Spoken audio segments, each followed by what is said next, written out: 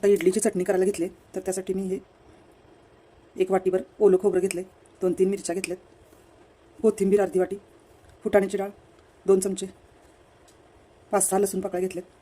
हे सर्व मिक्सरमध्ये घालणार आहे मी आता. चवीनुसार मीठ घालायचं आहे आणि मिक्सरला लावून घ्यायचं आहे. फोडणीसाठी फोडणीचं भांडं ठेवलेलं आहे गॅसवर. त्याच्यात 2 चमचे तेल घालते. तेल तापलेलं आहे, त्यात जिरे अर्धा चमचा, मोहरी अर्धा चमचा. ते तडतडू लागल्यावर गॅस बंद करायचं आहे. त्याच्यामध्ये हिंग घालायचं आहे.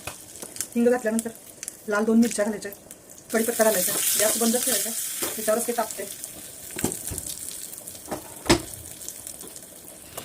फोडणी आपली तयार झाली. आपली फोडणी तयार झाली, आपण त्यावर घालून द्यायची खोबऱ्याच्या चटणीवर. मस्त तडका बसलेला आहे, छान चटणी झालेली आहे.